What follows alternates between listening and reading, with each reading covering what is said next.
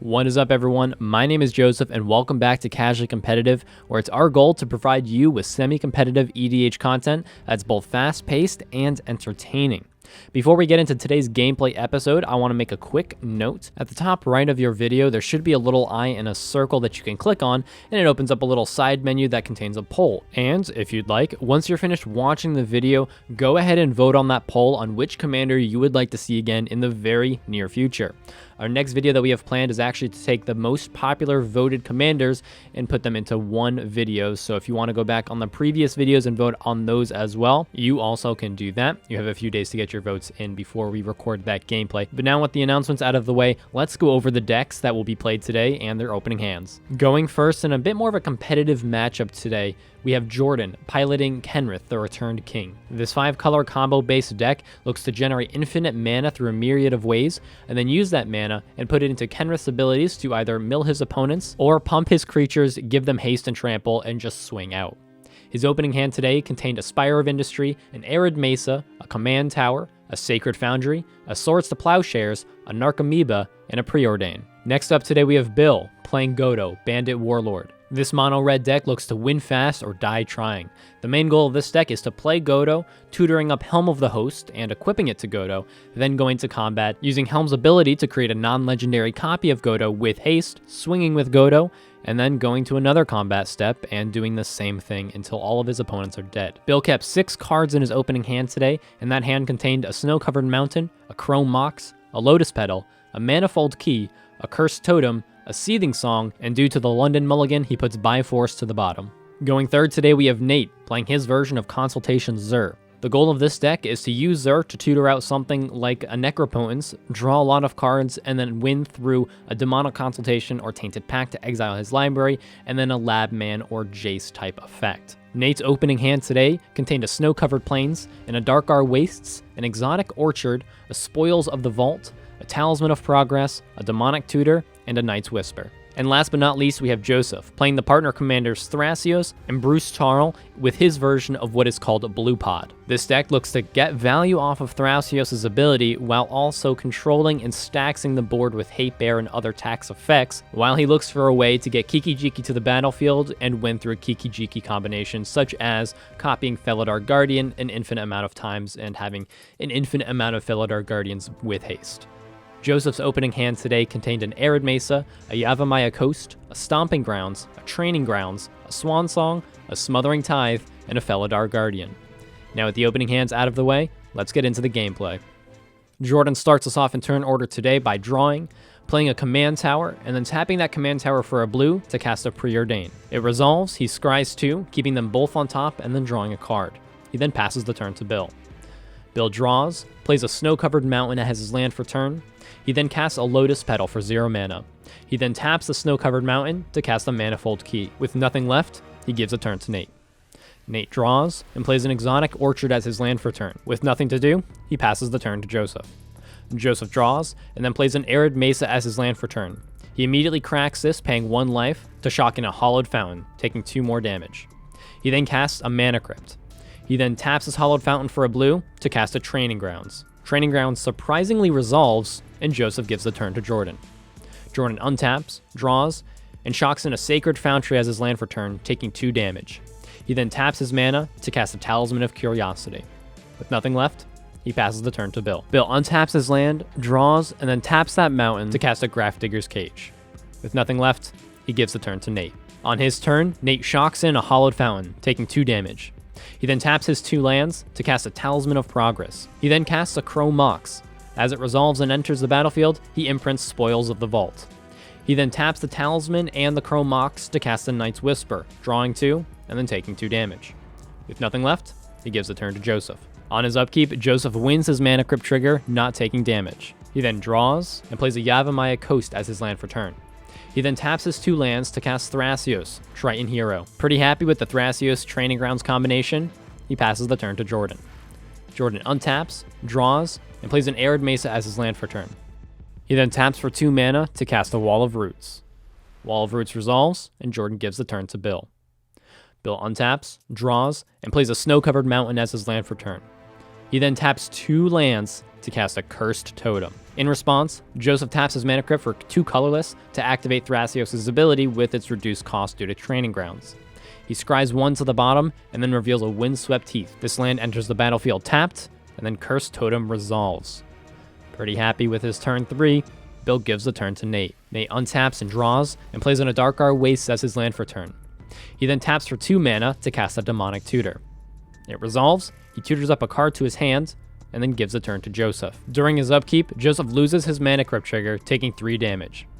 He then draws and shocks in a Stomping Ground, losing 2 more life. He then taps for enough mana to cast a Smothering Tithe. Smothering Tithe resolves, and Joseph goes to pass the turn to Jordan. On Joseph's end step, Jordan cracks his Arid Mesa, paying 1 life to tutor up a land to the battlefield.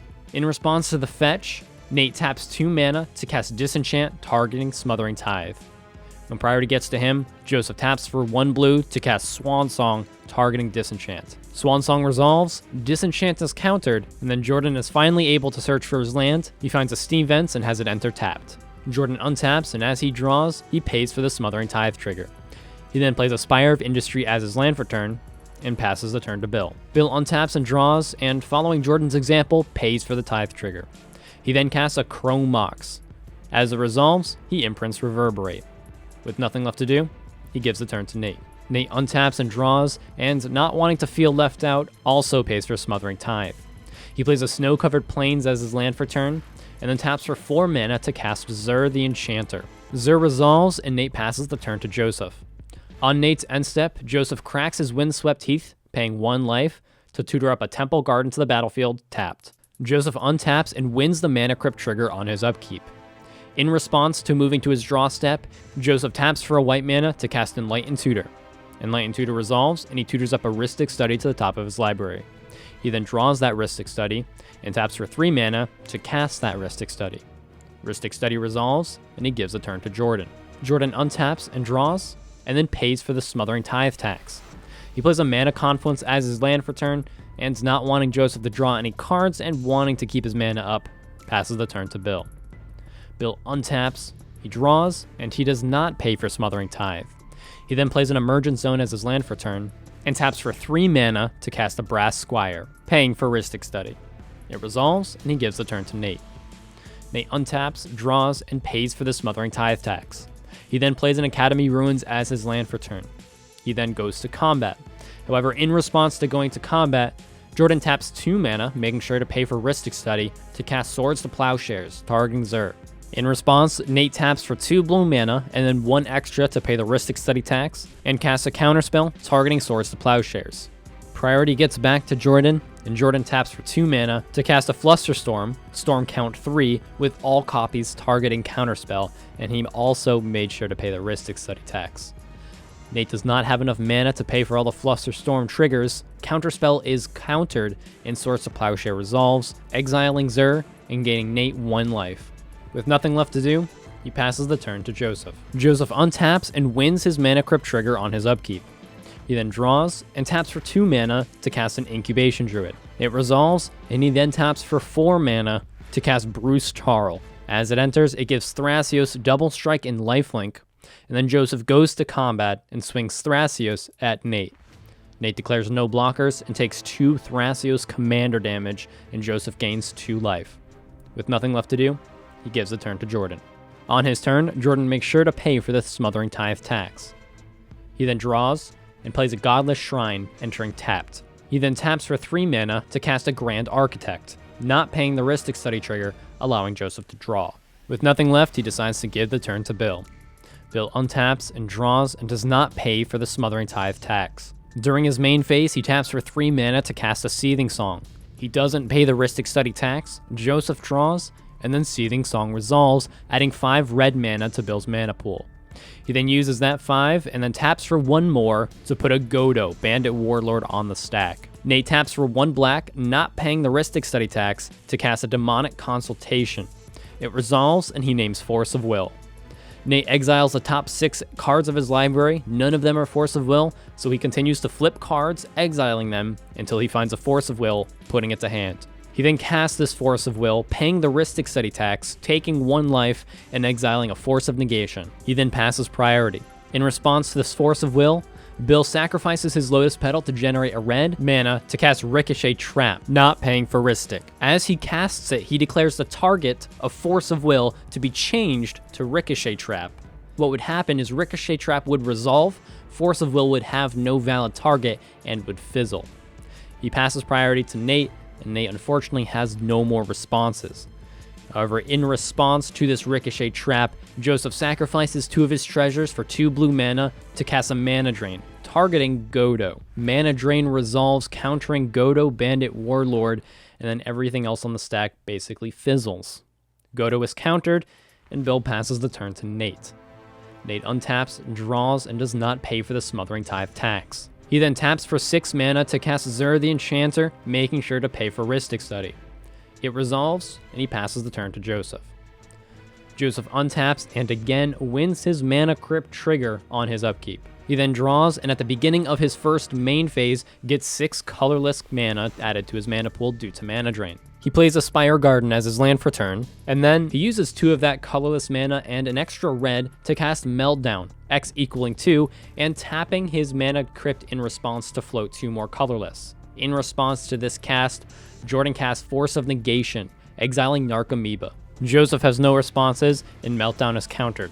Unfortunately, you will notice that it does go into the graveyard instead of being exiled. However, this does not end up affecting the game in any way. With Meltdown being countered and his plans ruined, Joseph taps for 1 white mana and then uses 3 of his floating colorless to cast a Felidar Guardian. As it enters, he blinks his Mana Crypt, essentially untapping it. He then uses 2 more of his colorless and taps for 1 green to cast Yisan the Wanderer Bard.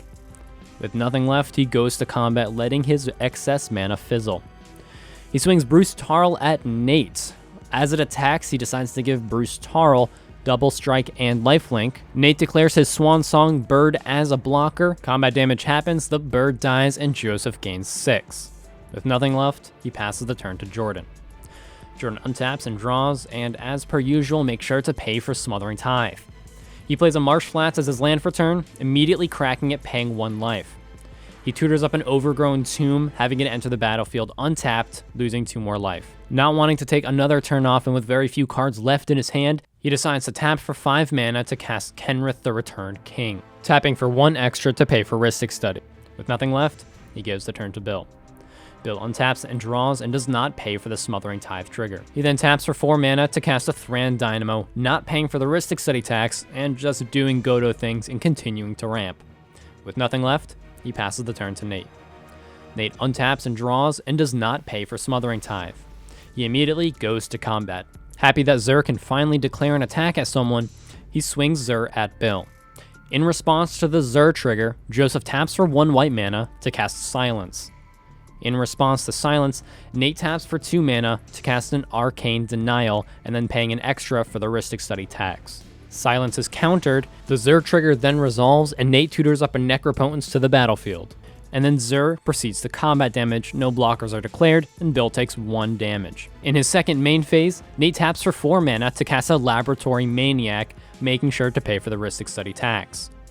With nothing left, he pays 12 life into Necropotence, exiling 12 cards face down, and then going to his end step, getting those cards to his hand, and discarding 6 cards into exile. A little nervous of what Nate has planned with the Laboratory Maniac on the battlefield, Joseph goes to his upkeep, draws 2 cards due to Arcane Denial, Nate draws 1, not paying for Smothering Tithe, and then Joseph loses his Mana Crypt trigger and takes 3 damage.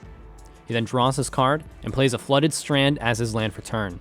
He then cracks Flooded Strand, taking 1 damage, to shock in a Breeding Pool, taking 2 more damage.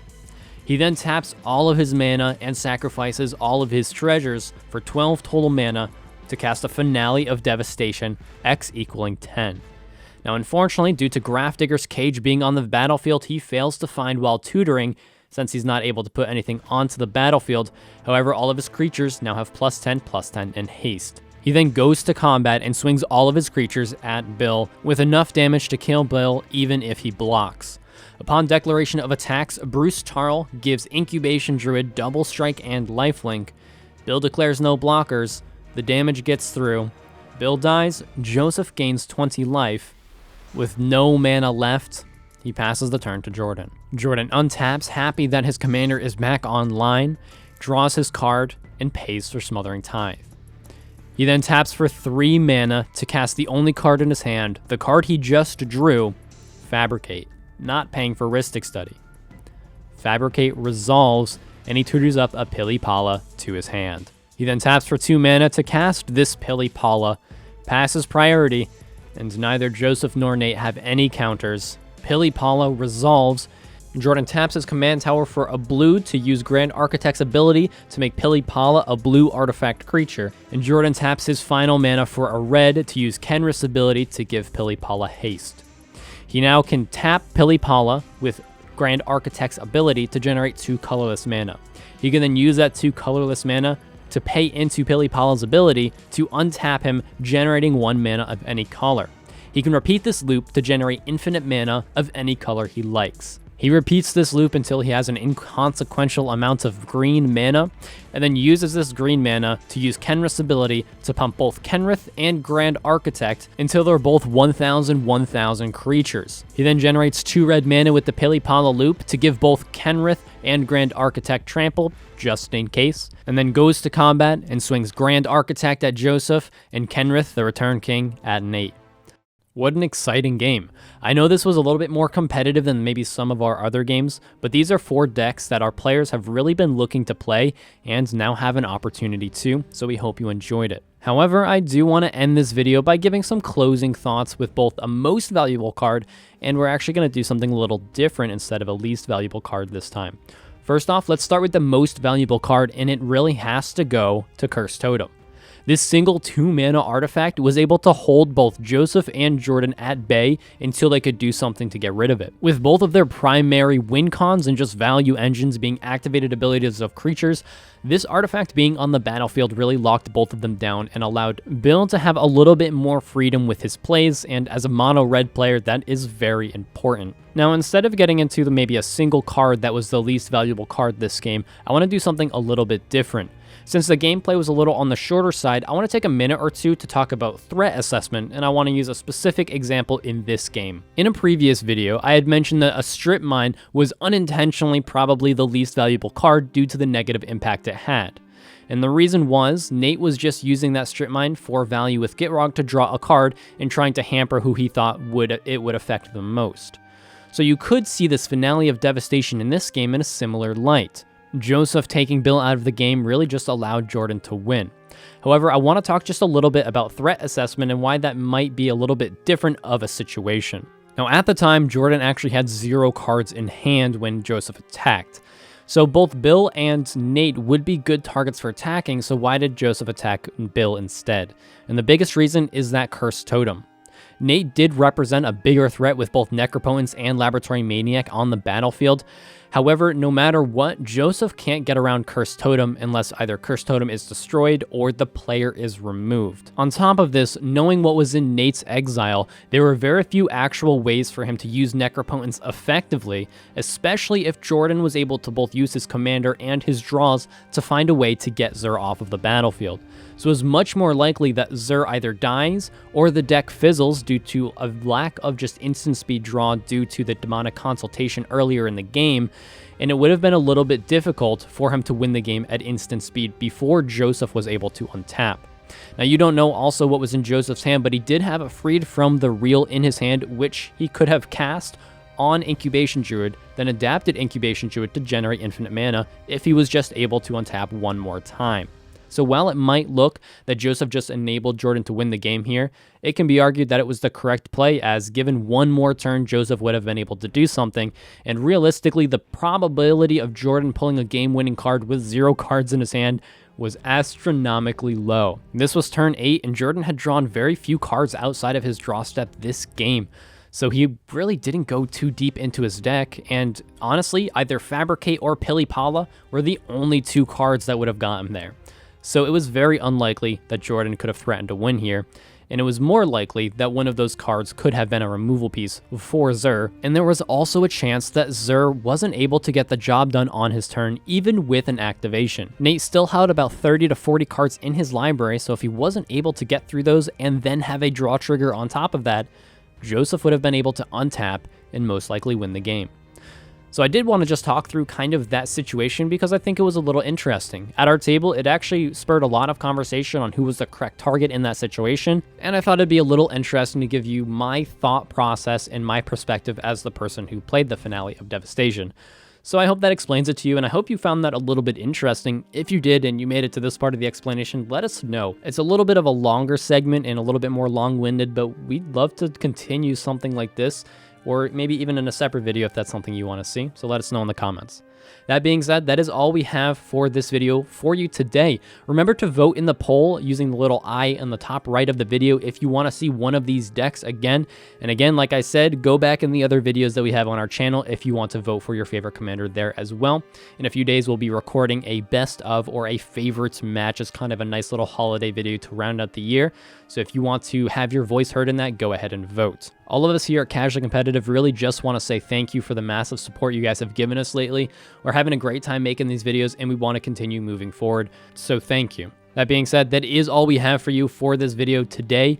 We hope you enjoyed it. I am Joseph, this is Casually Competitive MTG, and we will see you next time.